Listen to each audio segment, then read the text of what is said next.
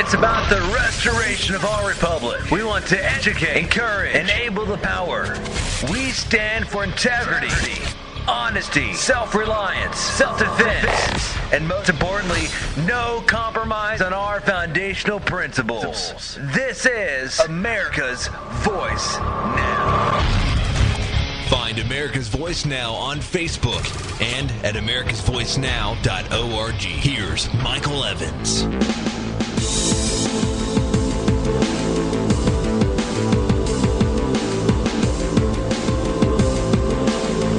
Good morning, America. You're listening to America's Voice Now. My name is Michael Evans. I'll be your host this morning. Appreciate you riding with us. If you're joining us live on our website, glad to have you there. If you're catching us out there on the fabulous Patriot FB, that would be Patriot as in F like as in Facebook, FB. That's wonderful news. We stream the program there live every morning from 8 a.m. till about 9:45 or so. There's a couple of other great programs you should participate with that on that group. Patriot Radio is an outstanding program, and it's literally a 24-hour-a-day radio station. I'm on from 8 to 10, and then from 10 to 11 you have Resurrect the Republic. That's a brand-new program with Tom. Then at 2 to 4, you have J.J. McCartney. Excellent program. J.J. is a real, true a patriot and a radio host for some 30 years. So, you know, he makes an old hack or a new hack like me look like a hack. Thanks, J.J. You do a great job. I listened to you yesterday. Cowboy Logic is on Tuesday nights. And then 9 to midnight, every night, is the Midnight Patriot. And that's Jeff Norton's program. Jeff is the purveyor and the creator of Patriot FB. Great program, great website. Join in there and be met by a lot of friends who are thinking along the same lines you do. So we're going to touch a couple of topics today. If you'd like to catch our listen line, you can listen to the program 24 hours a day, 7 days a week, anytime you want, at your leisure and convenience. You can do that by calling our listen line at 415-325-0725. The idea of the listen line is that you can call in anytime you want, 24/7, and you'll get your own personal run of that program, whatever that day's recording was. So anytime you call in after about 10 o'clock this morning, you'll be able to listen to the entire AVN program. Again, that phone number is 415-325-0725, and you can do so on a mobile phone, or an NSA personal tracking device, as I like to refer to them, or you can do so on a home phone. So our four topics this morning are the hypocrisy of George Soros and the lefties. You know, Soros is he is a guy who literally pumps in a staggering sum of money into the coffers of the liberal lobbyists and these private initiatives that spend his money very liberally to drive a consensus in the public. And it's kind of a textbook example of irony, because this group is tripling, and Soros is tripling his lobbying spending. Now, it's kind of funny because the libs use the same exact amount of money and the same kind of money to run campaigns that defend the IRS freezing the free speech rights of others, including conservative voices, and as an example, the Koch brothers and stuff like that.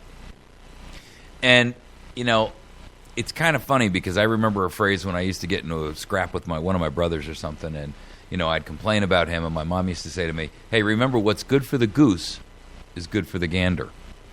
And it's funny how the liberal progressive left seems to have the same mentality that the Muslims have, which is, you owe me special privileges and special rights when I'm here in the minority.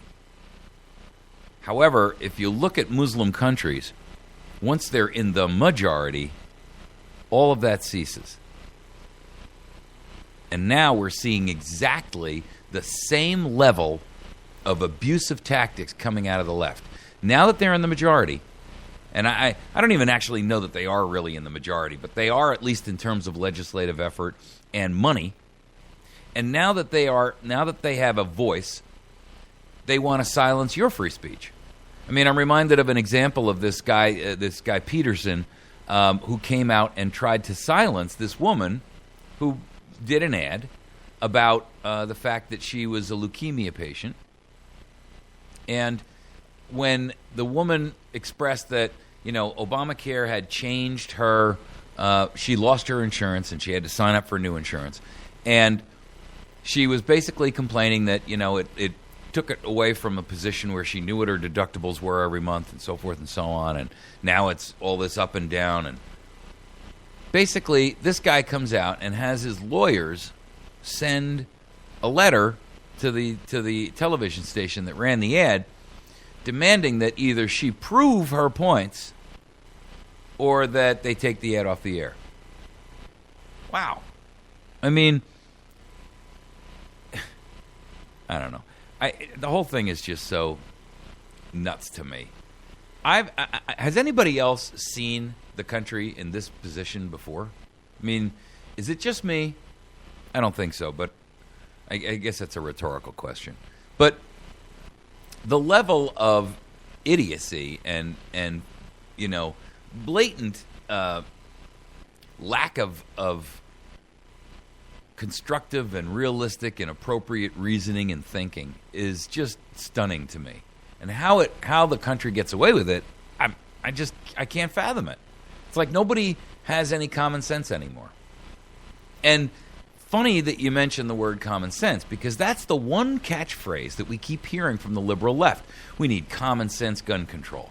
We need common sense raises in the food stamps. I mean, look, folks, we went from 17 billion to 80 billion, 79 billion. Let's call it what it is. 79 billion in 5 years. From 17 to 79 in 5 years. Come on. You call that common sense? Our second topic. This is an interesting story.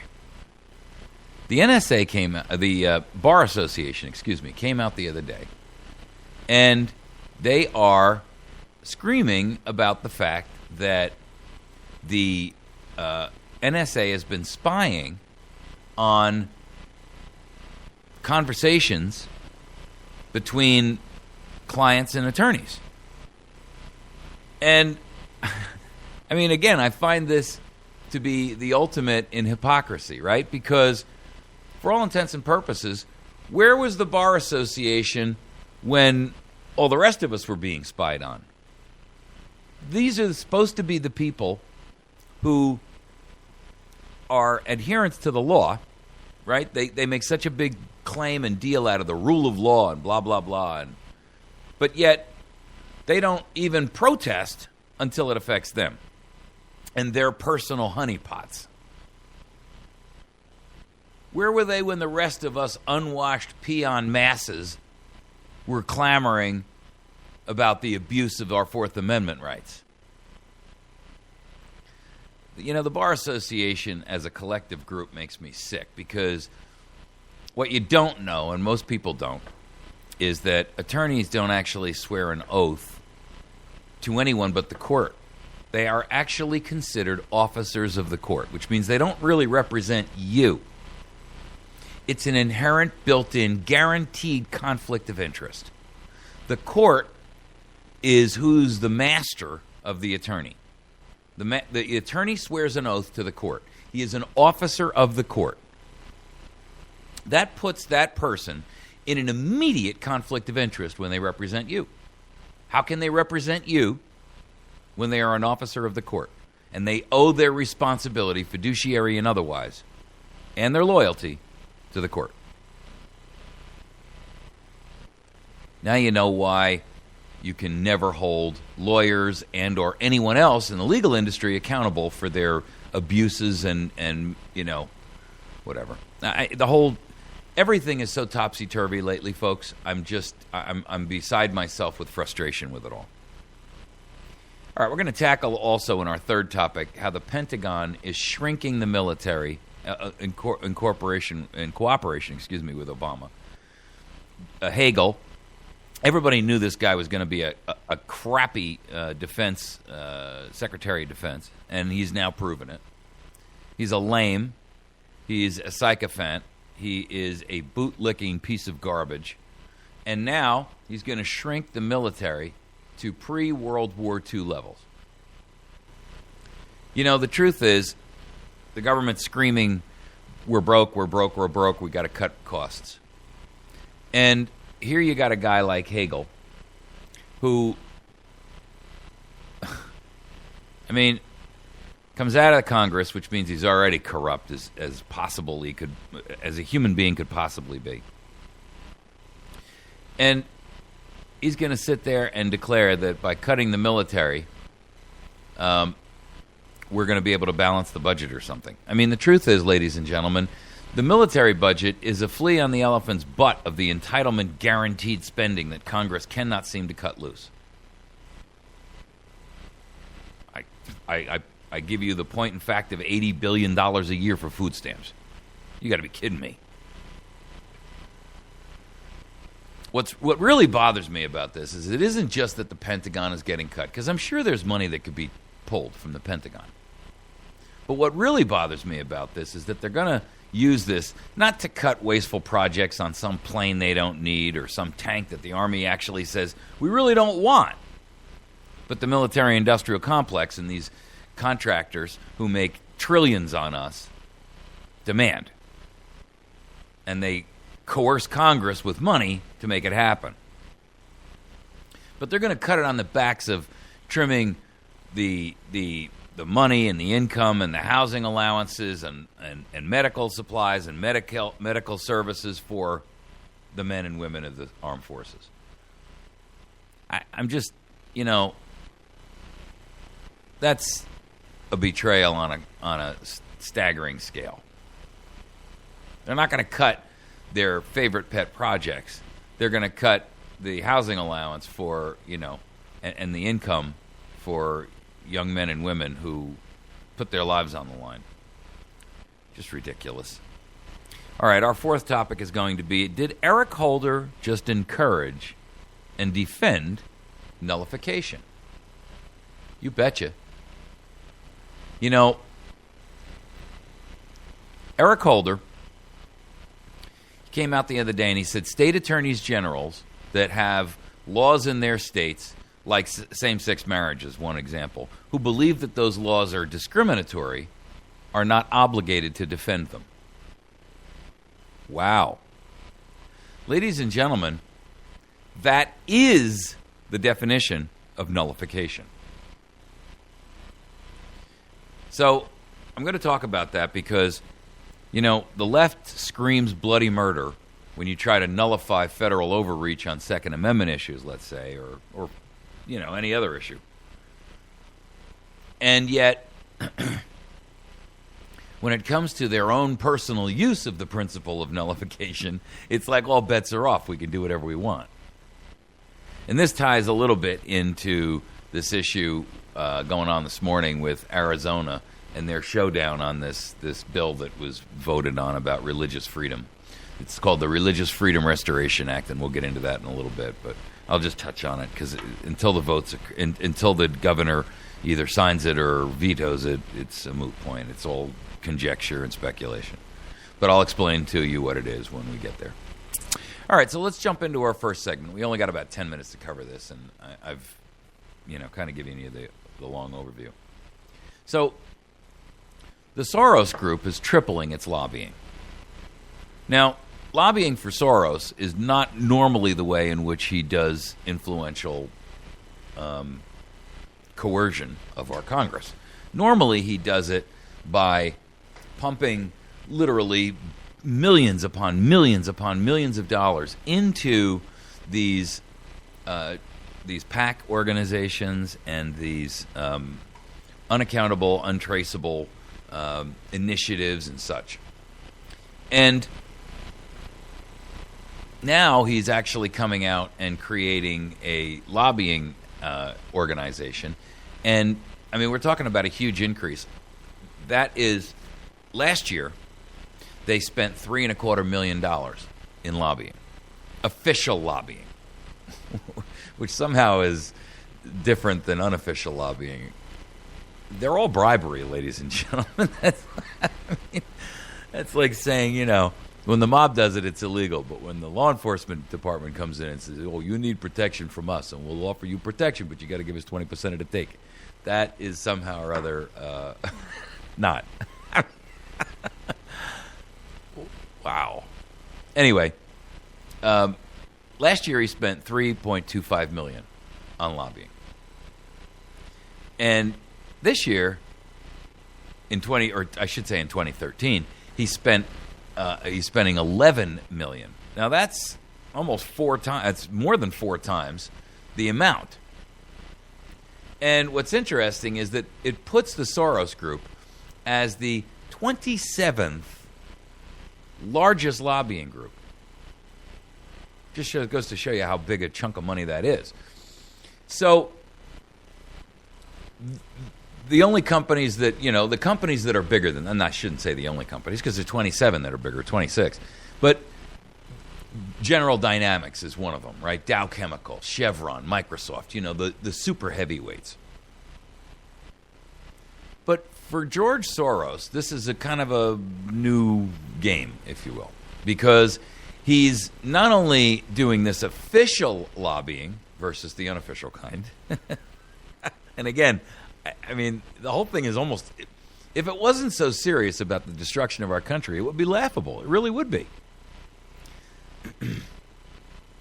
But he's pumped, $11 million into these lobbying efforts in 2013. I'm sure it'll jack up and go even higher in 2014 because 2014 is an election year. But more importantly, this is in addition to the hundreds of millions he's spending on the unofficial lobbying. I mean, I get it. Soros is a multi-billionaire. I guess to him, it doesn't really matter. He's 80-something. And he just got divorced from his 30-something wife, who he had promised apparently this is kind of an aside, and it's really not germane to the situation, but anything with George Soros just makes me want to gag. He, not that I have a problem with a guy being with a younger woman. It's just that, he promised this woman like a $1.5 million Park Avenue apartment in New York or something like that. And when they split, he gave it to his new wife instead, which is kind of the ultimate in slap in the face. And she's suing him for it. Apparently the other day in court, or not in court, but in a deposition, she slapped him in the face, which, I hope she hit him really hard. For the record, by the way, Jane Fonda came out the other day and she was crying on Communist News Network. Well, Communist News Network was carrying this article, but she was in an interview and she was crying about the fact that she's now 76 and she's coming to terms with her mortality. And her claim is, I have so little time left.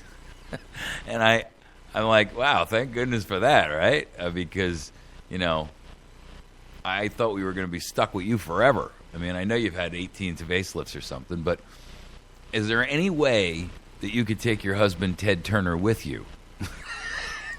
And maybe George. I mean, maybe the three of you could, get into one of those little Italian gondolas and go off into the sunset together. That would be a good start, I think. I mean, maybe that's mean, but oh well. But when we talk about Soros here, and you realize how much money this guy spends, and his causes are like the immigration cause, and all of these leftist environmental extremism groups and things like that. And he pushed big money into the conventions on the rights of persons with disabilities, which was this thing they were trying to push through. And, they had UN money behind it and UN principles behind it and all that nonsense, The point is that this guy spends an enormous amount of money trying to influence American politics. And actually, I don't think he's American. He may have, joint citizenship now or something. I don't know who he paid to get that, if he has it. But my point is that, this is completely unacceptable. And frankly, it should be unacceptable in everyone's mind. It doesn't matter whether it's George Soros money or whether it's General Dynamics money or Microsoft or Chevron or Dow Chemical or Monsanto. This is bribery. It's nothing more and it's nothing less. And you can give it all the euphemistic names that you want, and you can try to couch it as something else. But it is what it is. It's bribery, flat and simple. And I, for one, think that the only way that the United States, even if everything else were to stop right where it is, without the elimination of that, we're still a dead duck in the water. Whatever comes in the near future, and I think most of us recognize that this is going to come to some very rough periods in our history. But the one thing that we can do in this country to change the entire perspective of the political landscape is to remove lobbying. If you're a company, listen, if you want to sit there and lobby and you want to say, well, I represent all the seniors in your district, and, we're here to say that if you don't vote for this bill that benefits us or some way, that we're going to all collectively vote against you in the first available November election. That's fine. But when you come up to that same congressman and you say, here's a check for $30,000 to either your PAC or your reelection campaign, or maybe it's just a piece of paper that says, here's $30,000 in an account that's numbered in some foreign nation, that's a crime. And I'm tired of it. But the only people that could change it are those who benefit from it. And so, of course, we can never expect that to occur. All right, we're going to take a break. When we come back, we're going to look at this other topic, which is the Bar Association and how they are now protesting the NSA's snooping. Well, where have they been all this time? We'll be back in just a moment. You've been listening to America's Voice Now. If you would like to visit with some of our sponsors, I would greatly appreciate that. You can visit the folks over at Battery Station by going to batterystation.com. You can visit or you can call them at 417-257-7799. And Wednesday is the cutoff.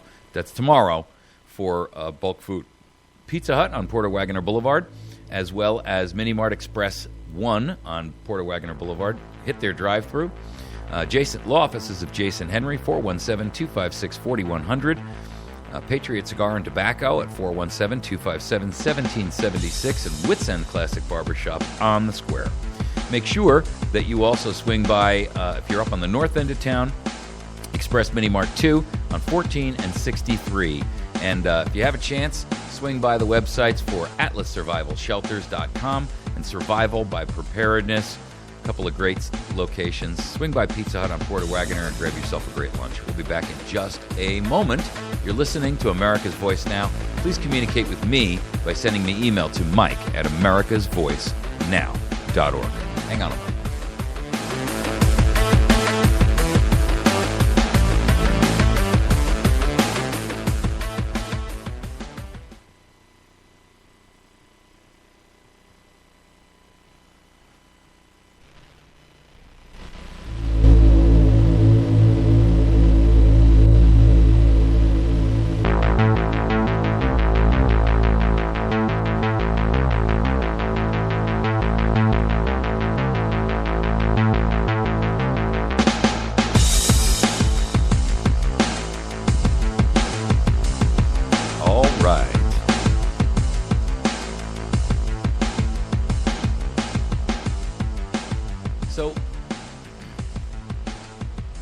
Wednesday, tomorrow, is the last day for the bulk food co-op purchase at Battery Station. And it only happens about once a month, so now's your chance. Swing into the Battery Station or call them. You can reach them at 417-257-7799. They're located at 303 Washington Avenue in West Plains. And when you go in there, just say, I'd like to see the co-op catalog Mike was telling me about on the radio. And they'll hand you a book. It's a notebook. And when you fill it out, you can buy bulk food at wholesale prices. And it's not just food, but they have other things like those Mylar bags that you can then use to heat seal your food and stuff like that. I strongly encourage you to do this because we've had people that have, listeners, who have actually gone there and bought, a bunch of stuff and then went and priced it in local stores at retail and came to the conclusion that they were saving anywhere between 35 and 50%, depending upon what they bought, of course, on their food bill. So Kevin doesn't charge a penny to do this. It's totally free. It's just a service that he provides for our listenership and his customers. And I think that's a heck of a thing. I mean, I don't know that you can find something as patriotic and appropriate to do as that for your community that, as a business guy, you're not trying to make some money on. And he doesn't make a dime on it. So, again, it's 303 Washington Avenue in West Plains. And you can reach them 417-257-7799. You can also find them on the web at batterystation.com. So, tomorrow's cutoff. By the way, I buy the rice. They have, and they do have organic. If you're interested, they have organic variants of certain things. They're a little bit more, of course, but they do have. So if you wanted, if you wanted organic flour or you wanted organic berries, wheat berries that you can grind into your own flour, they've got that. You just have to look at the list and go down it. There are hundreds of products on that list, folks. And so it's not, I know you hear me say the normal things like wheat and flour and rice and grain and stuff like that, but there's a lot more to it. There's got, there's oatmeal, salt and sugar and brown sugar and white sugar and, every other kind of sugar. I mean, you won't be disappointed. Let me put it to you that way. And you will save a ton of money. And guess what? If you think, he's just talking like some kind of a crazy prepper. Okay. So take the prepper thing out of the equation and just go buy yourself a bunch of food, cheap, at the rates of inflation we're at now. I was listening to J.J. McCartney last night on Patriot FB. J.J. brought out a very stunning but true statistic. And that was that as we stand right now, excuse me, as we stand right now, if we went back to 1980 and we used the same equations that we used in 1980 to figure unemployment, I believe the number he used was 23%. In other words, we would be at 23% unemployment if we used the same equation that we used back in 1980. In addition to that, if we were to take inflation and utilize or put back into the mathematical equation they use for inflation the cost of food and the cost of energy, we would be at 11% inflation per year since Barack Hussein Obama took office. So let's understand what that is. 11% inflation means that in 2009, something that you paid $20 for, you're now paying $30 for the same exact thing. And in only 5 years, folks. That's frightening. And it's getting worse. It's accelerating. So if you buy bulk food, and even if I'm wrong, but all you deal with, and there is no financial collapse or anything else, but we just see inflation continue at this present rate, you're saving money by the bucketful. And if I'm wrong and the whole world is going to continue to breathe unicorn flatulence and we're all going to float around like we're on sweet air, then in that case, all you got to do is eat it. Right? I mean, what could be wrong with that? You're going to eat anyway, so you may as well, have it already at your disposal. You don't have to run to the store as much. So you'll save on gas. I don't know. All right, let's get into the story about the Bar Association and how they're protesting the NSA. Now, I don't like lawyers. Most of you know that. I have a couple of friends who are lawyers, and they know I don't like lawyers, so I don't even feel bad saying it. I'm not a hypocrite. I can't stand lawyers because I find that most of them are conniving And I really dislike the idea that they have to take a sworn oath to the court, because that means that they are in a conflict of interest position the minute that they go to represent you. See, a lawyer is an officer of the court. And there's a difference, and you need to know this, between an attorney at law and an attorney in law. What is the difference? Well, look at the lawyer card, the business card for your attorney in your wallet. What does it say? It says attorney at law. At law. It doesn't say an attorney in the law. Go type into a browser, and because I don't have the time to get into this whole topic, and I'll never get to this bar story, but go type in the difference between an attorney in law and an attorney at law into your browser and educate yourself. Big difference. Okay, so here's the deal. The NSA has been spying on everybody, right? And I've been saying all along that it's not just the NSA, by the way. The Department of Homeland Security has been monitoring and spying and capturing information from your devices within a 100-mile border of any ocean or any U.S. border. So they call that the quote-unquote Constitution-free zone. And I kid you not, that's what they call it. What it says is that if the DHS chooses to, they can snatch your cell phone or your laptop or your tablet or any electronic device you've got and parse through it and search it at their leisure for anything that anytime, based on no excuse, no probable cause, nothing. And my argument, and you've heard me say this many times, at least if you're a routine listener to the show, is that I'm stunned that corporate America hasn't come out screaming about that. Because how many business travelers go through LaGuardia Airport, Boston Airport, Philadelphia Airport, Miami Airport, LAX? I mean, how many of them? How many of them go through Chicago?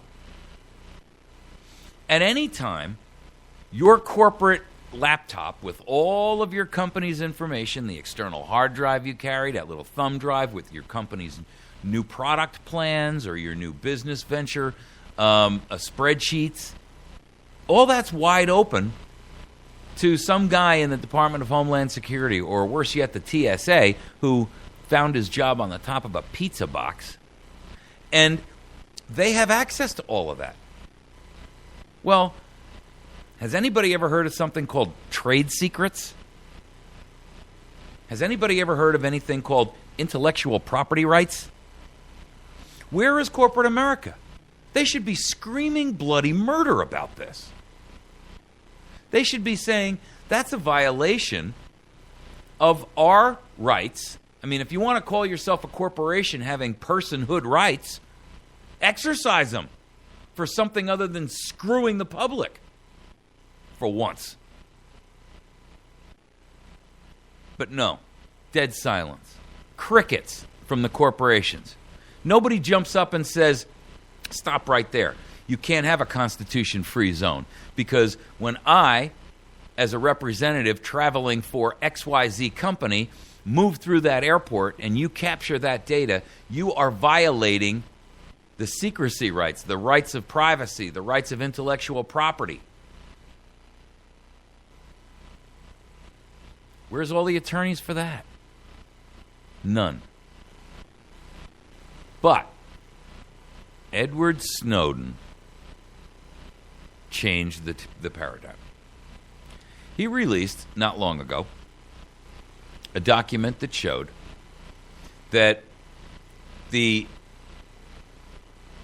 NSA was sharing information with the equivalent in Australia, in other words, the Australian NSA, in which this company was monitoring the transmissions of and the content of a law firm that was representing a company in a trade event, in a trade deal.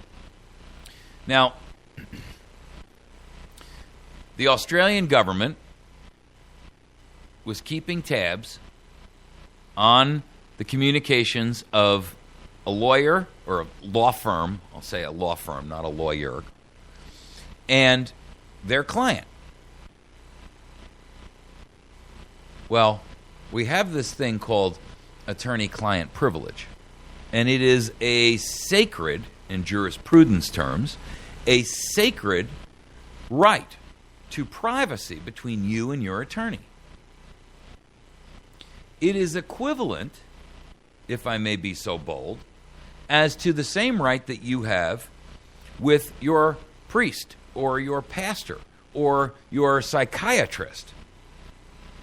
In other words, what you talk about with that person in trust cannot be divulged. If you were to say to your attorney, I'm guilty of this crime. Let's just assume for argument's sake you're represented by an attorney and you're guilty. And he walks into the court the next day and he says, without your permission, Your Honor, my client confessed to me last night. Immediately, he would be disbarred. He doesn't have the right to do that. He cannot divulge what you and he have privately communicated about. Even if he knows you're guilty, he can't say so. The same level of trust is implicit in every attorney-client privilege, whether it's about a civil case and a trade representation deal, or whether it's about a criminal case, or whether it's a discussion you and your attorney have about your pending divorce. None of it may be divulged. And the Australian NSA was sharing this information with the American NSA, which ought to raise a whole host of other questions, and flags right now should be flying around like confetti.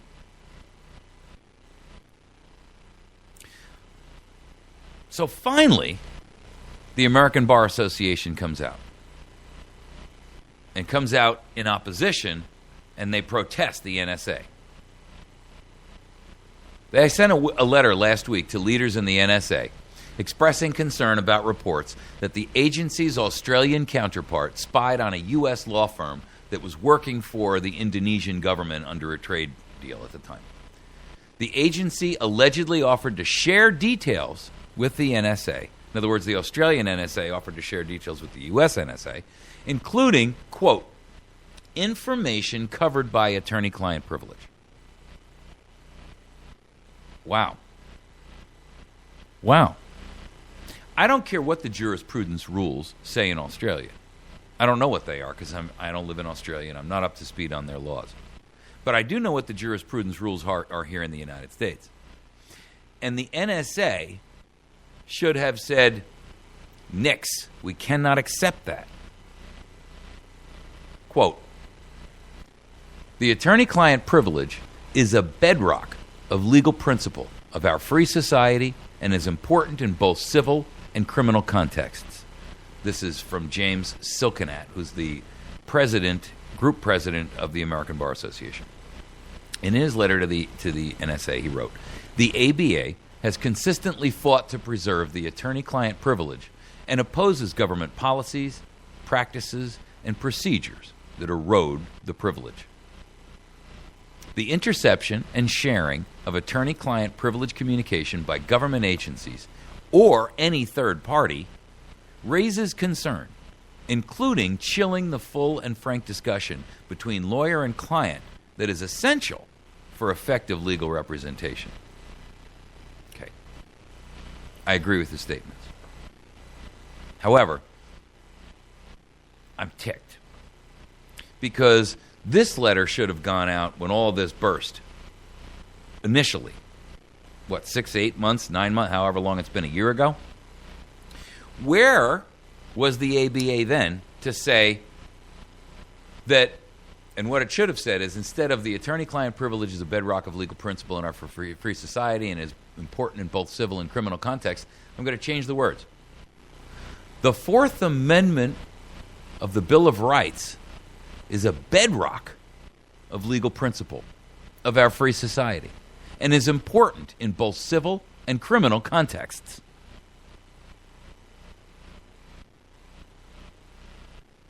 If you're not watching me on video, I had my hands up and my eyes opened wide in stunned surprise. In other words, huh? Why didn't they say that? What have they been holding on to the goodies for? Here's the problem. The American Bar Association only jumps to the fore when they feel threatened. But what they should have been doing is they're part of the society and the republic that they so strongly, allegedly claim to protect and defend.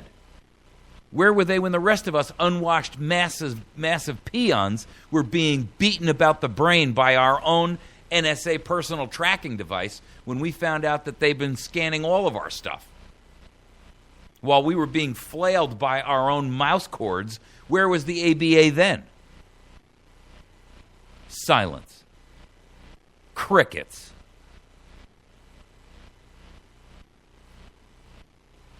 But when it comes time for you to threaten their little honeypot, boy, oh boy, suddenly the official letters written out with $1,000 pens start flying, huh? Y'all make me sick.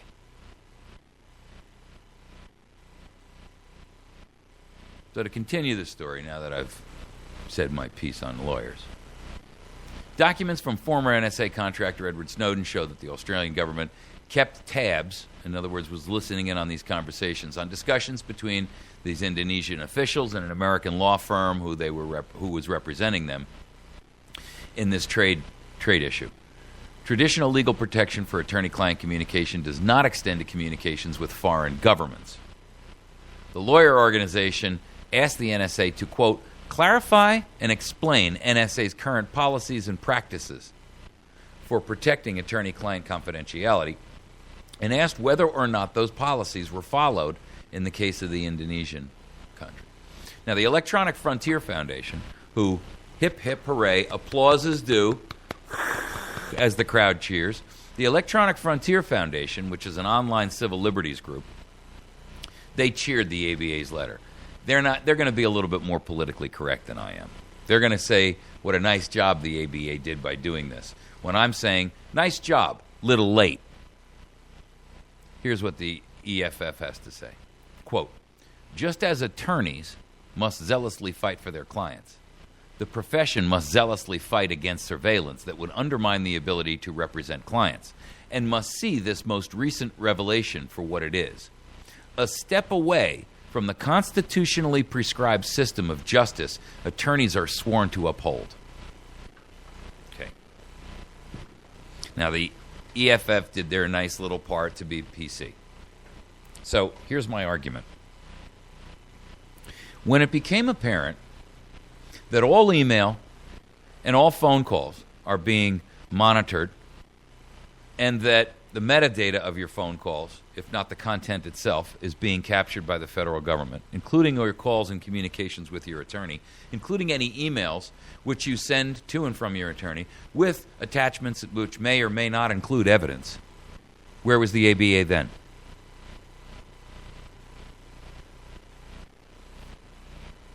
Crickets, silence, the wings of owls.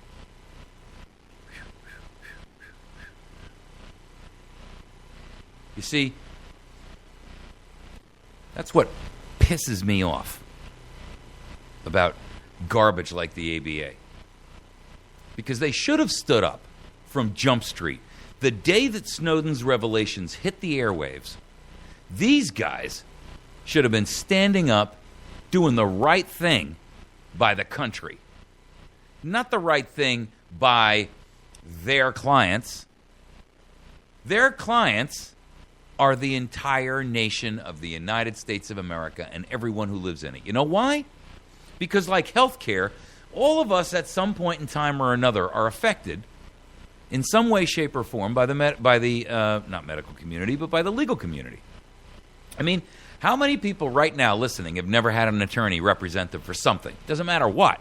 Could have been a real estate deal. Could have been some kind of a business transaction. Could have been a traffic ticket. Could have been a criminal case. Could have been a civil case. Maybe you got married. Maybe you got divorced. Maybe you had a child custody thing when you wanted to adopt a baby. We're all affected by the issue of the involvement with the legal system, just like we're all affected by health care. But where was the ABA when we needed them? They only came out when it affects their ability to continue to reap massive profits. I just don't like hypocrisy. And I see it when I look at this. Because it's been a long time since the Snowden thing burst on the scene. And these guys are only speaking out now. And they had an obligation to step up and defend all of us far earlier than this. It's $1 short and a day late.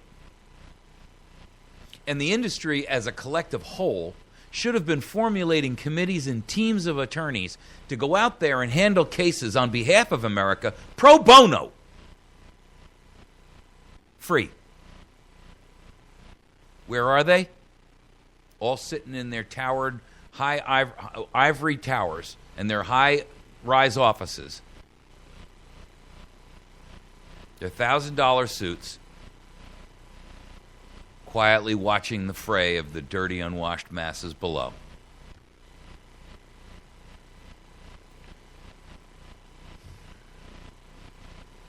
You know, the American Bar Association owed us better than this. And I, for one, am incensed. And I hope somebody here is a member of the bar or sits on the bar or is a member of their local bar. You should show this to everybody in the Bar Association. And you all ought to be ashamed, whether you're a local chapter or the regional, the national, or the international. The truth of the matter is, every lawyer in this country who's a member of the bar, and you have to be or you can't even get yourself a license, you all left us out in the cold. And you should be ashamed. We're going to take a break. When we come back, we're going to talk about the Pentagon shrinking the military to pre-World War II levels. Another massive mistake that's purposeful.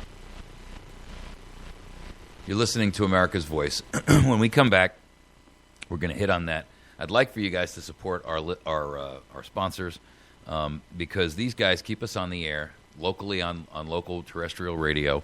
They also support and help us cover the expenses of you know, the broadcasts that we do on internet and so forth. I make nothing. I don't take a salary or anything. In fact, it costs me almost $1,000 a month to keep this show on the air. Some months more. So these guys are the ones who help to defray that cost because, frankly, I can't afford it. So make sure that you're helping them and you know, patronizing their businesses. I'd like you to go see our friends over at Express Mini Marts 1 and 2 on 14 and 63 and on Porter Wagoner Boulevard, right across the street from the City Pool. They have the lowest prices on fountain drinks and the lowest prices on tobacco products, guaranteed. In addition to that, they have drive-thrus at both locations. So make sure that you swing by there and you take advantage of that. And when you get to the window or the counter, just say, you know, I heard about you guys on America's Voice Now. That guy Mike was talking about you, and I just wanted to thank you for supporting that program. Make sure that you see the law offices of Jason Henry, who is an attorney with the American Bar Association, and he's also a friend of mine. I mentioned I do have attorneys who are friends. You can reach him at 417-256-4100. The Patriot Cigar and Tobacco Shop, located on the square in West Plains, 417-257-1776, with everything for the smoker, whether it's cigars, tobacco, etc. They have hundreds and hundreds of cigars in there. Make sure that you swing in. Right in front of there, Wits End Classic Barbershop, where you can get yourself a great haircut for $10. Make sure that you see Pizza Hut on Porter Wagoner Boulevard in West Plains. Tuesdays and Thursdays, they have lunch special. Make sure that you swing in there and take advantage of that. Tuesday night, kids under 12 eat free. If you get a chance to swing in or get a chance to jump on the internet, go see Air Bridge Web, like air you breathe, a bridge you drive over, and web like a spider. airbridgeweb.com if you're interested in having any web development done for your company. We're going to take a quick break. When we return, we will tackle the Pentagon shrinking our military to pre-World War II size.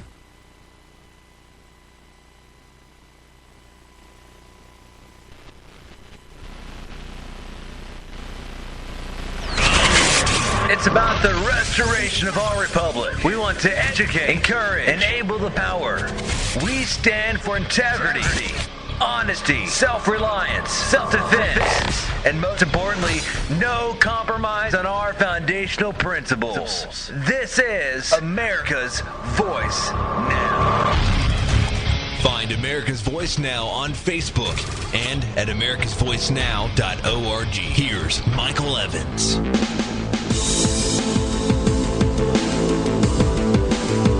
All right. Good morning, America. You're listening to America's Voice Now.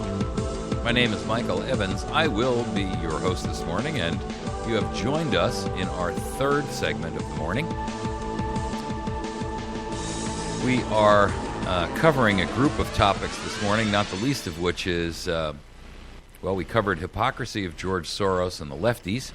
We covered the Bar Association Protests the NSA and how the hypocrisy of the Bar Association reflects badly on lawyers as a collective whole. In other words, they weren't there to protect us from the NSA and defend us until it affected them. Then suddenly their hair is standing up and they're screaming bloody murder in loud lawyerly voices. This segment, we're going to talk about the Pentagon shrinking the military in cooperation with Obama and Secretary of Defense Chuck Hagel to pre-World War II levels. Now, this was announced yesterday. Naturally, it is the topic covering all aspects of the news. It's a problem.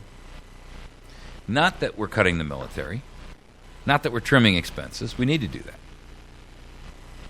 But that we're refusing to address the real problems that we have in the nation in terms of what our real expenses and our real costs come from, which is entitlement.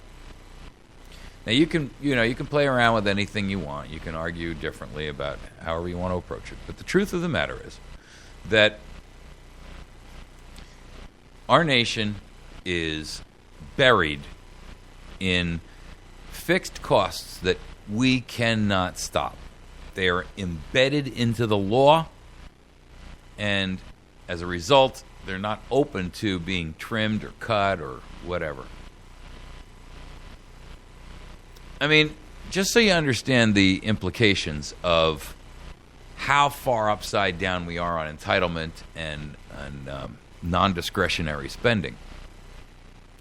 If we got rid of the entire military altogether, we just closed the military down and sent everybody home, and we closed all the government buildings that we have in Washington down, and we pretty much shut everything down, closed all the national parks, we got rid of all the grants, we got rid of all the special donations to this foundation and that one, none of which we should be donating in the first place. It's not government's job.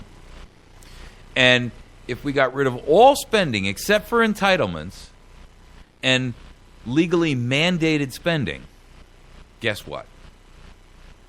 We would still have a deficit of about $300 billion a year. A third of $1 trillion. The real problem here is not the military. It's the entitlements that we have. It's the fact that Congress can't stop spending our money to buy their votes. Now, I'm not saying that there's no room in the military to trim things back. There is. There are a lot of programs you read about where the DOD orders a plane and, the military comes back and says, we don't really want that plane. Or they order some kind of a specific vehicle. We built that place over in Afghanistan there for $16 million or something like that. Some kind of a big, I don't know what the heck it was, some kind of big monolithic construction building or something. We spent $16 million on it, and it's never been occupied. And when we leave, we're going to leave it. I mean, we're squandering, billions upon hundreds of billions of dollars in Afghanistan and Iraq. Money that we're just losing. We don't even know where it is. I mean, we're talking about tractor trailers full of cash going over there to bribe Karzai and his cronies. What a way to run a war, right? So I'm not saying that there's no place that the military can cut back. The problem is that these people in Congress who have shown us ample evidence of their betrayal are more interested in pleasing those who have already paid for their services, i.e. the lobbyists and the bribers and the corporations that have, for all intents and purposes, bought their loyalty and their vote. And I don't think they have the courage to scale back in those areas where they really should and leave the rest of the areas untouched. I.e., an example.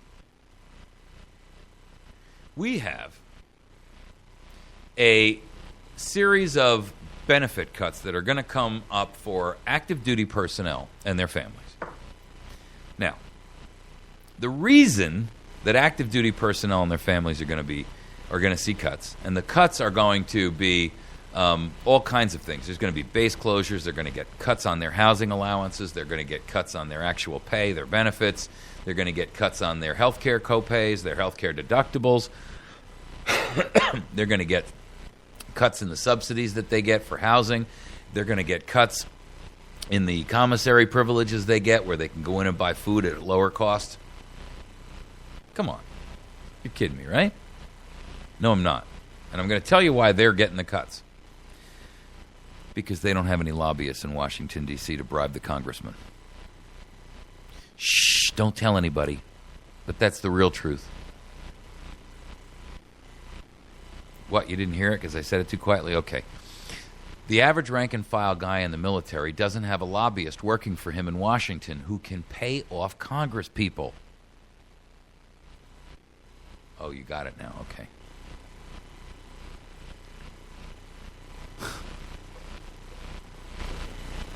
You know, I'm so sick and tired of special benefits being delivered and given to special people because they have special money.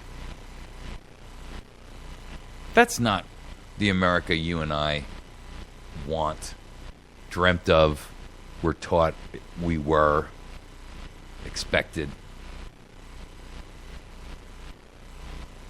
And it really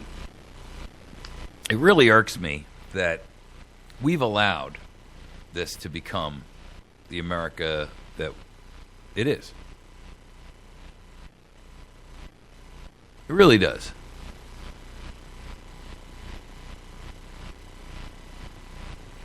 Because we had, and I'm not saying, you know, things were so great in the good old days and all that. And I'm not saying that money hasn't always affected politics. It has. Anyone who will tell you otherwise is a liar. Or a fool. One or the other. But I can tell you that it's never been quite what it is now. I mean, this is blatant bribery. And they're going to cut and trim on these people who are really not in a position where they can afford it. I mean, here you are giving these people, I mean, they don't make a lot of money to begin with, folks. And they do work that most Americans would shun, putting their life on the line. I don't care whether you think we should be in Afghanistan or Iraq or not. That's really not material here. I don't care whether you think we should be in Germany or Japan or any of the other 130 countries where we have military base. That's not the point. I'm talking about men and women who went into the military with the right intentions, righteously motivated by either a love for their nation or the motivation to improve their own personal lives. I mean, a lot of folks, you know, I've heard people say to me, people go into the military because it's the last place of last resort. They're not the intelligent ones and all that. Bunk. And honestly, if there are people that go in there because they need the level of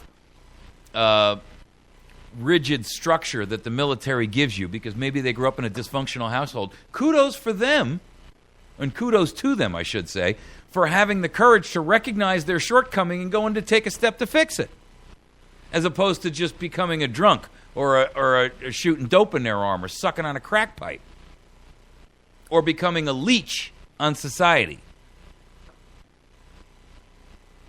At least they took action against their dilemma. At least they recognized it. You call that not intelligent? Well, maybe they're not academically brilliant and they're not all professors at Harvard, but I got to tell you, sometimes good, practical, realistic, applicable life skills are worth more.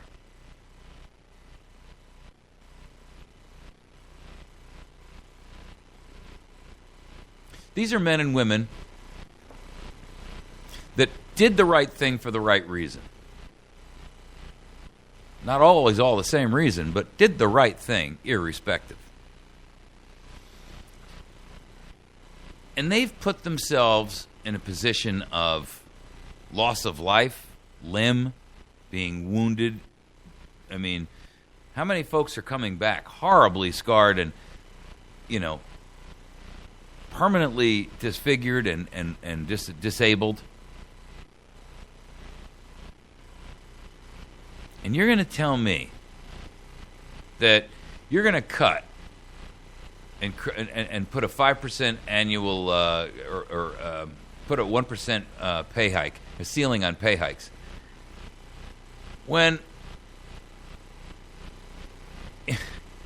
you've got literally hundreds of billions of dollars being wasted on projects to contractors that the military doesn't even want.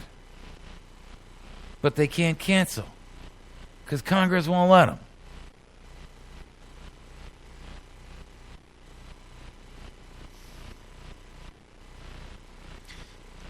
The IAVA, which is the Iraq and Afghanistan Veterans of America, came out and said, we know the Defense Department must make difficult budget decisions.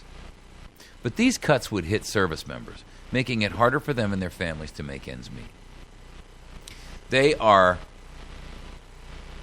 was Paul Rykoff, who's the founder and the CEO of IAVA.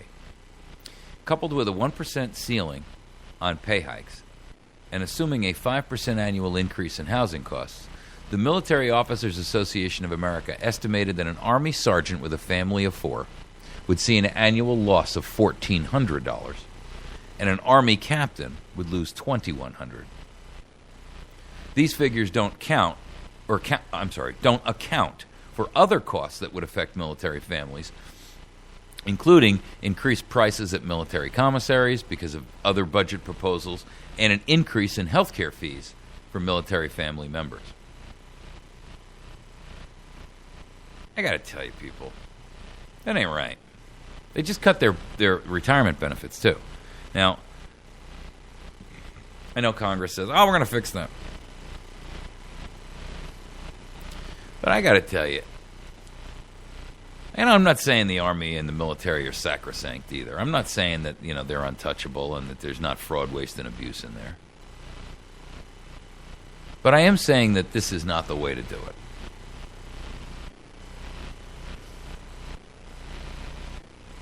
I'm saying that bringing us back to pre-World War II troop levels is dangerous. And it's dangerous for a couple of reasons, some of which came right out of the Army's own mouth. I mean, Hagel the other day made statements that sounded like he was going to boost the budget, and then he announces that he's cutting it. I mean, really. I think this is ill-conceived. I believe that the real motivation here is to gut the military from the inside.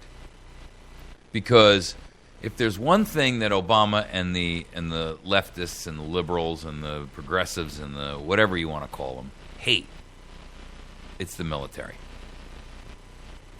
They refuse to acknowledge and understand that This is the same military that's actually been defending their ability and right to have that say.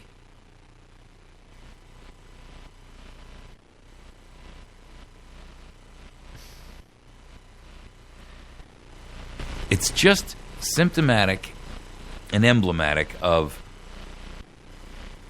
the number of people that take the privileges that this republic has given to you, or to us, for granted. And then complain about the fact that it exists and how you have been able to preserve it so that you can actually use it to take a swipe at that which you're using as the tool. I mean, it's amazing to me. I have never seen people who are more hypocritical and two-faced than people who will stand up and, scream about your free speech by using the same tool of free speech to try to block yours.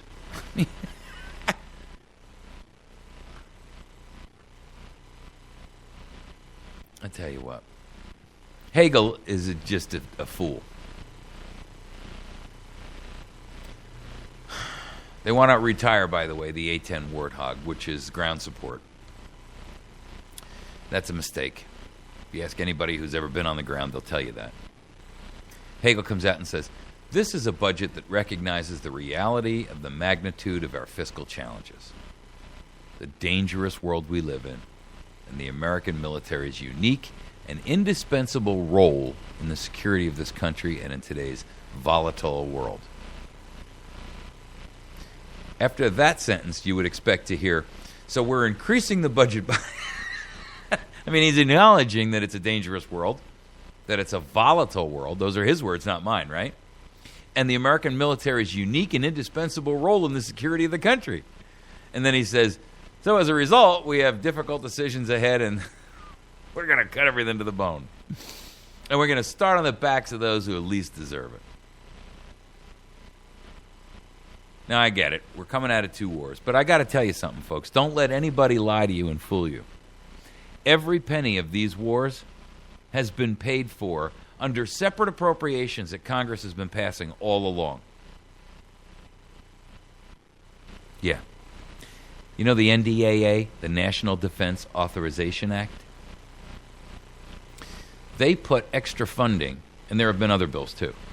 They put extra funding in that are separate wartime expenditures that aren't part of the Pentagon and the military's normal budget. So don't let them think, or let them fool you into thinking that this is as a result of being strained on a war footing. That's a lie. We've spent $1 trillion. $1 trillion in the past decade. And that's what we can account for. It's interesting, by the way, that Hegel's predecessor, Donald Rumsfeld, announced that we had somehow lost a couple of trillion, with a T, dollars the day before 9/11. And after 9/11 happened, you never heard another word. Shh. Crickets.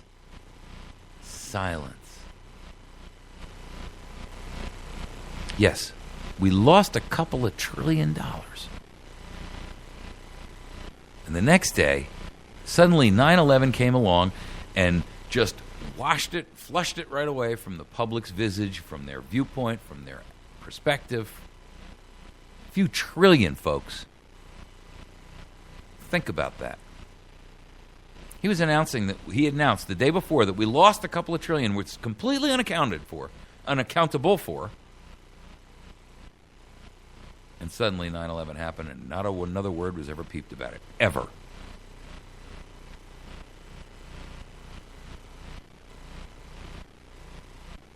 The truth is, it's all a sham, and it's all a shame. There's so many different places that we can cut. We can start with subsidies to Obama and his cronies in the energy industry. We can start by all these universities who get these phenomenal grants of taxpayer money to do the most nonsensical crap studies we've ever seen.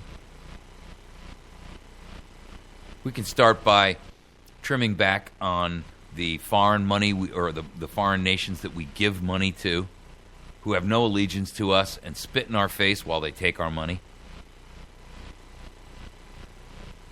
We can start by stopping the tax loopholes and by reducing corporate taxes and just make it a flat, fixed amount that everybody can get their arms around. No games, no loopholes, and you'll see American businesses pour back into this nation. But they don't want that, because that would destroy all the work of NAFTA and CAFTA, the TPP, the TTIP, and all these other treaties that they're working on, which is what got these companies to flee in the first place. The truth is, it isn't just Obama who's been working against the best interests of the domestic United States for the last 5 years. It's been Congress and every president before him for the past 50. In fact, for the past 100. Basically, from 1900 on, we have been inundated with traitor after traitor after traitor after traitor. And now, ladies and gentlemen, we're living in the end times. And I don't mean that in a biblical sense. I mean the end times of that way of thinking.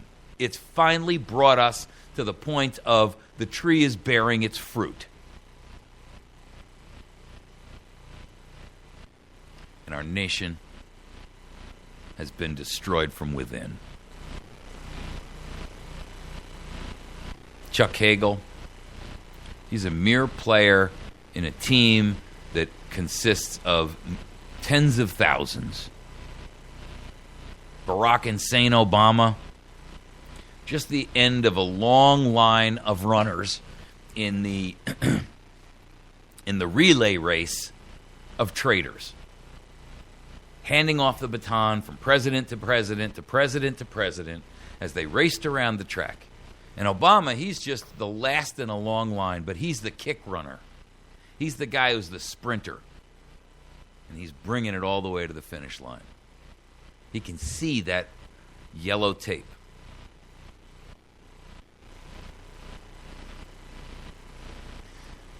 I feel bad for our nation and for everyone who will be stuck living in this, whatever this may be,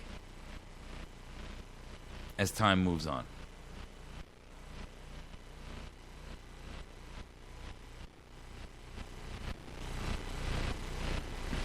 And it saddens me. And to be honest with you, it's frightening.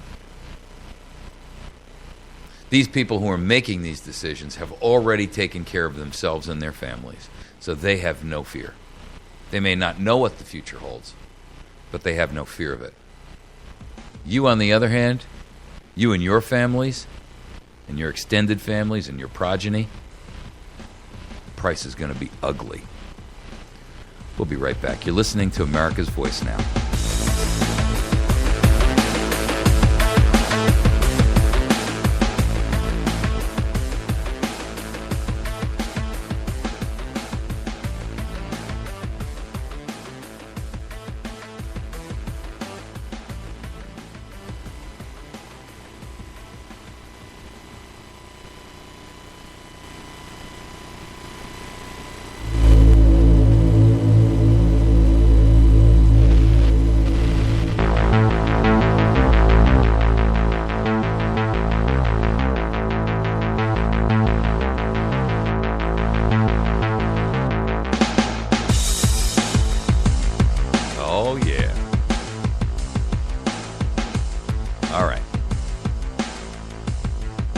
Listening to America's Voice Now.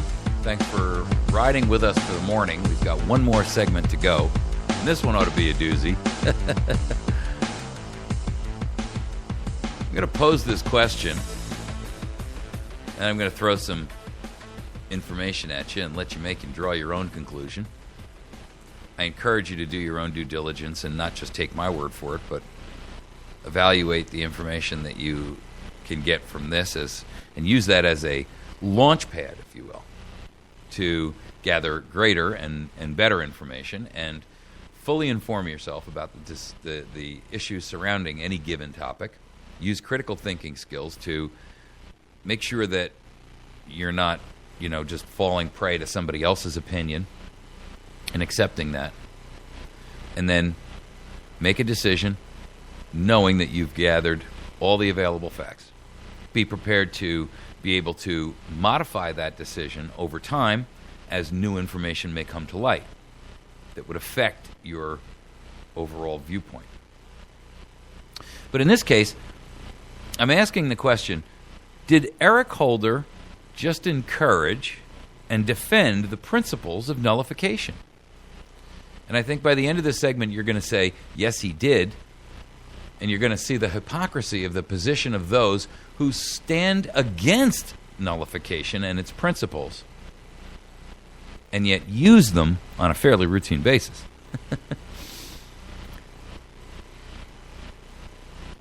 Holder came out the other day and he said, if I were the Attorney General in Kansas in 1953, I would have defended I would not have defended a Kansas statute that put in place separate but equal facilities. And he was referring specifically to the 1954 Brown versus Board of Education case that led to public school integration and was the cause of major problems in the 60s. Now, he used that statement to exemplify his position on the idea that attorney generals within various states who disagree on their state bans on same-sex marriage and who feel that those bans on same-sex marriage are discriminatory are not obligated to defend those state limitations. So as an example, here in Missouri, my home state, we have a ban on the allowance of individuals who are under a same-sex marriage to file a tax return as a married couple. And I don't care whether you agree with it or not. I'm just using this as the example. The point is that if our Attorney General doesn't like that, Holder is encouraging him to not prosecute the violations. In fact, our governor the other day, Jay Nixon, a.k.a.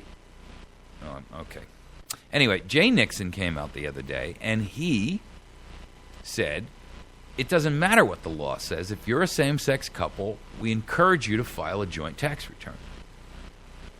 Now, that's a direct violation of the law. And as the chief executive officer of the state, as the governor, right, our executive leader, he has also, like President Obama, sworn an oath to uphold and execute faithfully the laws, right? So that's a whole different topic, by the way. And he's the state assembly is actually filing impeachment papers on him for that, amongst other things. But, by the way, isn't that interesting? Nobody in the news is talking about that.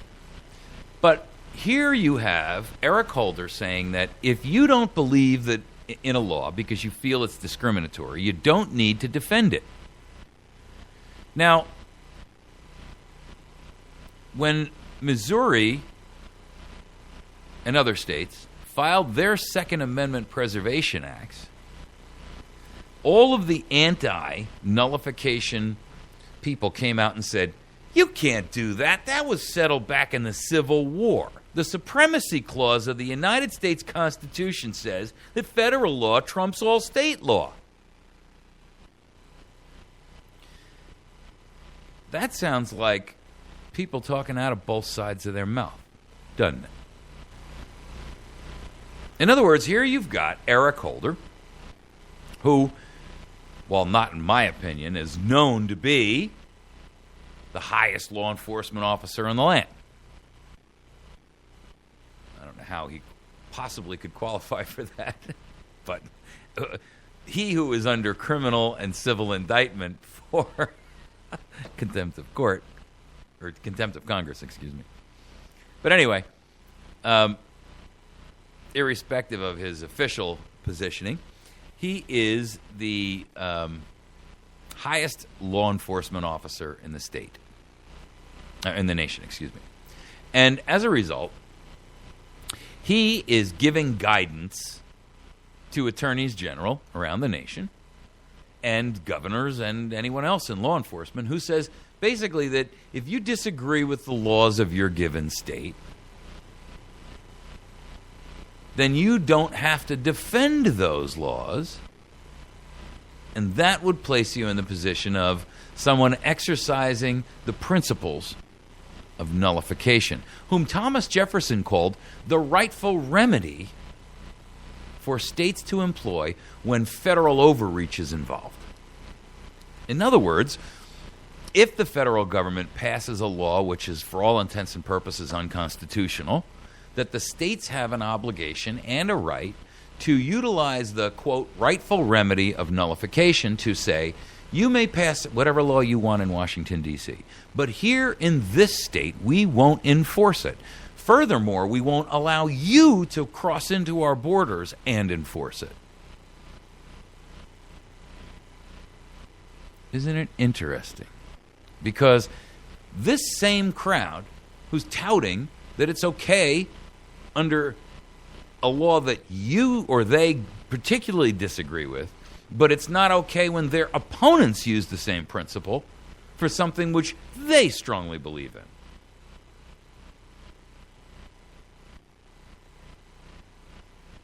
In fact, Holder went out and made an even more ridiculous statement. He basically said that attorneys general should apply a high level of scrutiny to decisions on whether or not they want to defend laws that touch on constitutional issues like equality.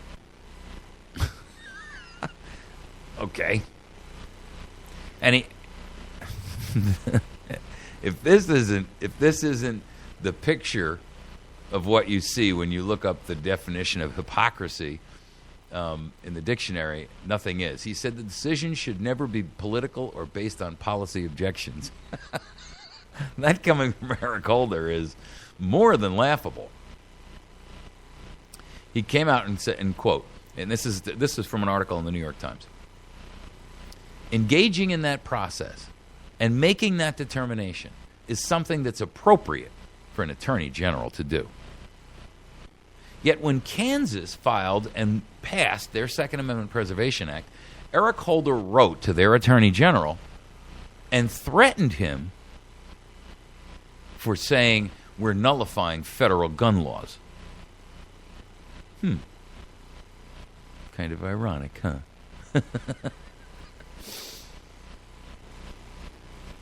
Now, there are a group of attorneys in states, Virginia, Pennsylvania, California, Illinois, and Nevada.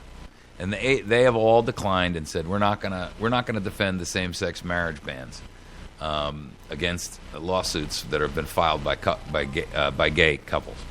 And New Mexico's Attorney General, who's also a Democrat, he's been challenging the long-standing legal interpretation of whether or not same-sex marriages and unions are permissible or impermissible in that state.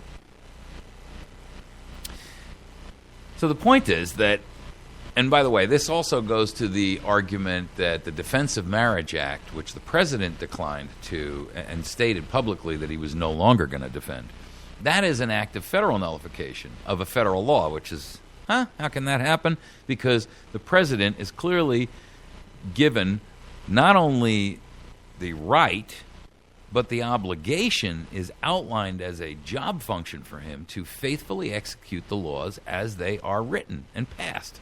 Not by him, not by the judiciary, but by Congress. And the Defense of Marriage Act, whether you agree with it or not, is current law. The immigration laws that we have on the books that say if you are picked up in the United States, you must be deported are law. Now, if you don't like them, that's different. Get them changed. But don't change them on your own unilaterally without authorization, without any congressional oversight, without any judicial review. When you have an obligation that is completely and 100%, 180 degree diametrically opposed to that position you've just taken. I mean, if you have as your job description to faithfully execute the laws as they are passed by Congress, and you do everything in your power to not do that, I don't understand how you can not be fired. And that's the president. No wonder his attorney general is out there touting nullification, except he doesn't call it nullification. He came out the other day, or not the other day, a month or two ago, and said he's not going to pursue federal limitations on and federal laws in the states of Colorado and Washington state related to marijuana. Because those states have passed and made legal the use of marijuana, not for medicinal purposes or anything else, but purely for recreational, I want to get high purposes. I don't care where you stand on the concept of marijuana. We are only talking about the concept and the principle of nullification. So take your ideological hat off and put it aside. It doesn't matter whether you agree or disagree with any of these principles. What I'm trying to get you to understand and see is that these groups, and it's various groups, on one hand, they use the principles of nullification to advance their own agenda, political and ideological agenda, and then they turn around and with the same exact mouth, they decry and defame those who would also try to use them, but in an even more lawful way, by making it a state limitation in writing, not just some declaration by some executive officer somewhere, i.e. the state attorney general or the state governor. I mean, here we're talking about bills that are passing through state legislatures, which mean that clearly they have the support of the entire state assembly, or they wouldn't be able to get it through and get it passed. And in many cases, governor signed. So now you've got a state law, which you're told cannot stand because it's a nullification of a federal principle and federal supremacy clause rules apply and federal rules trump state rules. Then you got the same attorney general who's touting that on one hand, turning around and saying, but if it's one of my pet projects, then you're free to do whatever you want. Very interesting.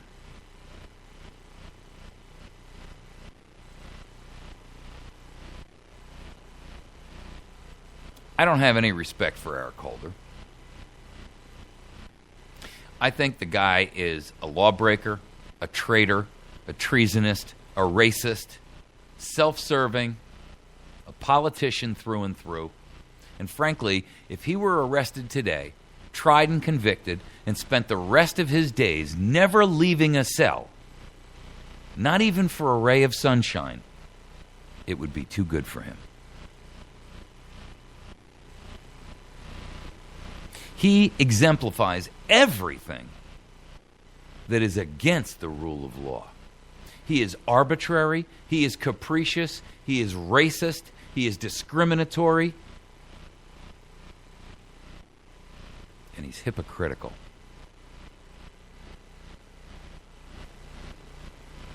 He's actually gone so far as to instruct federal prosecutors to stop charging nonviolent drug defendants that carry for offenses that have like these mandatory minimums.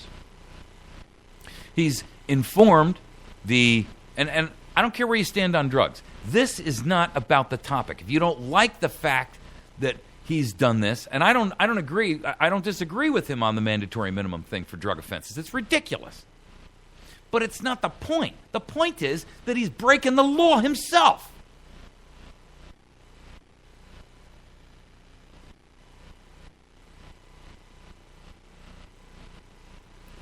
And you can't have the chief law enforcement officer of the country who just walks around and acts as if the rules don't apply based on whatever his personal preferences and ideology are.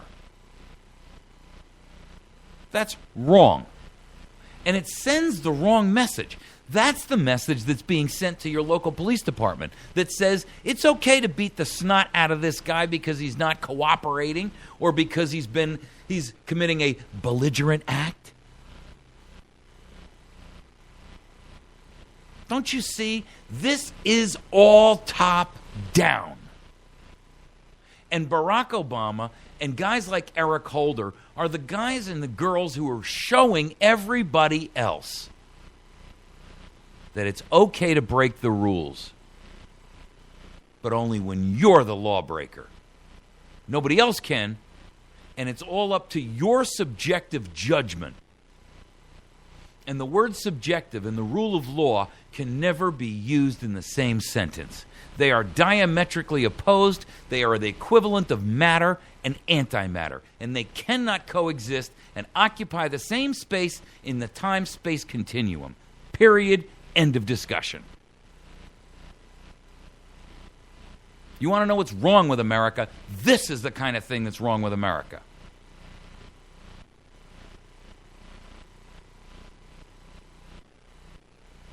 For those of you that are biblically minded, what did Jesus Christ say? You cannot serve two masters. By the same token, you cannot serve the law, but violate it simultaneously, while at the same point in time expressing to us how wonderfully magnificent you are. You don't have that right. That is not a function that you can do. Not and have any level of credibility, not and have any moral standing. I use the term standing because that's a word the courts use to say, you don't have a right to hold this case. You don't have any standing. This hasn't affected you. Well, guess what? We're all affected by the standing involved in this. Because every one of us is subjected to the law. But if the law isn't carried out by men of objectivity, then it's the rule of men and not the rule of law. Eric Holder is the poster boy for the rule of men. Barack Hussein Obama is the poster boy for the rule of men. Hillary Rodham Clinton, the poster girl for the rule of men and women. I do what I want, do as I say, not as I do. When I want your opinion, I'll tell you what it is. That's wrong. And it's unacceptable because it breaks down the absolute, it shreds. It is the equivalent of a moth that eats away at the fabric itself that holds the nation together.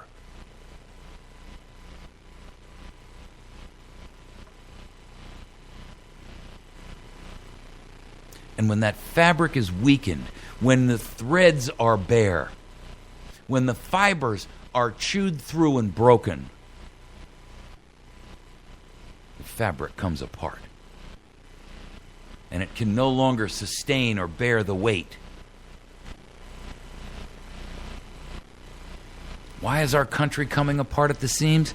Because the fabric of the rule of law is being destroyed by those who gain or benefit, or in some short way position, gain either their personal agenda, their personal ambitions, or their long-term ideological ambitions and agendas.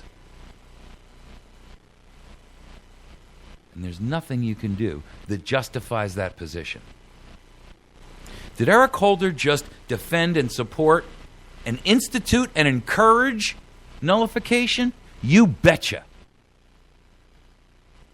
And every person who understands the principles of nullification should be using this as the example as they go forward.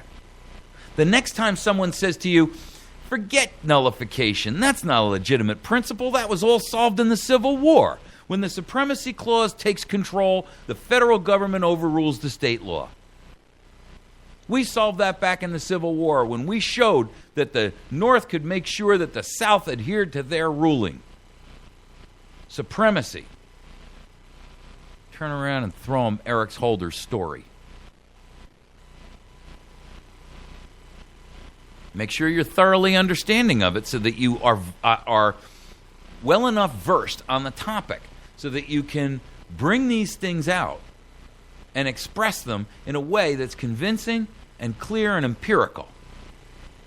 Be prepared to fight your case.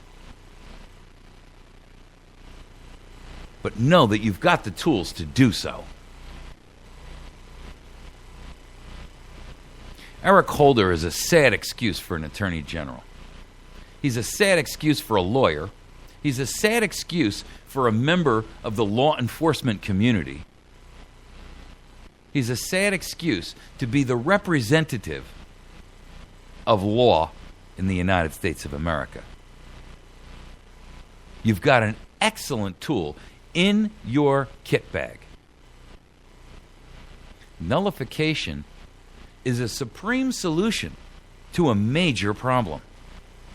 Yet it's given no credibility or credence by the Ministry of Propaganda, the mainstream media, governments again, in particular, constitutional professors who argue against the validity of the idea and the concept.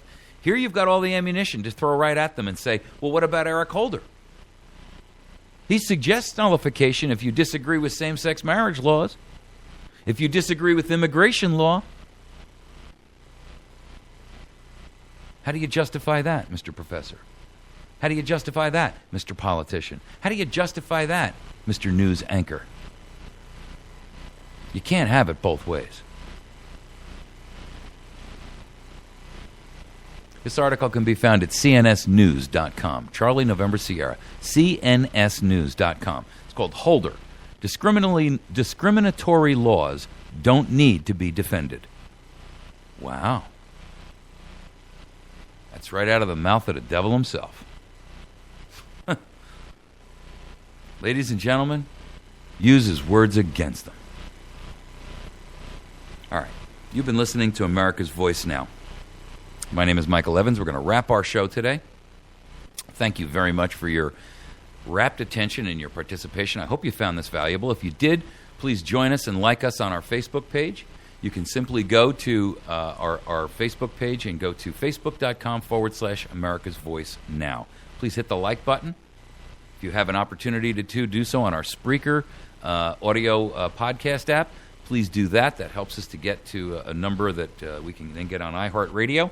And if you found this on either video or audio, please share it with your friends if you find this to be valuable. Next time you're in the nullification discussion, here's the perfect segue. You can also find our website at americasvoicenow.org. Thanks so much for being with us today. We appreciate you. Have a wonderful day. We'll see you tomorrow morning bright and early. You've been listening to America's Voice Now. If you have an opportunity to, I'd like for you folks to patronize our sponsors. You can find our friends over at Wits End Classic Barbershop. You can get a hold of them if you need to at 417-372-2027. They are always closed on Mondays, for the record, by the way. You can get yourself a great haircut there for $10. Our friends over at Patriot Cigar and Tobacco Shop at number 2 Court Square in West Plains, 417-257-1776. Have your next bachelor or bachelorette party there. And if you're having a baby, get your It's a Boy, It's a Girl cigars right there, 417-257-1776. The law offices of Jason Henry on the Court Square in West Plains, 256-4100. Handles state and federal civil and criminal cases. Also handles DUIs, marriages, divorces, the like. Make sure that you see our friends over at Pizza Hut on Porter Wagoner Boulevard. Tuesday night is family night. Kids under 12 eat free. Make sure that you see our friends over at the Battery Station. You can find them at 417-257-7799 or on the web at batterystation.com. And last but not least, visit our friends over at Express Mini Marts 1 and 2. One is located on Porter Wagoner Boulevard, right across the street from the People's Park in the heart of West Plains. Drive-thrus in both locations. Their second location is at 14 and 63 up on 63 North. Make sure that you swing in there. They have the lowest prices on cigarettes and tobacco products, and also on fountain drinks. 39 cents up and up for a 16-ounce drink. So swing in there and take care of it. If you're listening to us on Rooster Radio, thanks very much. Have yourselves a great day or night if you're listening to us on Rooster. We'll see you tomorrow.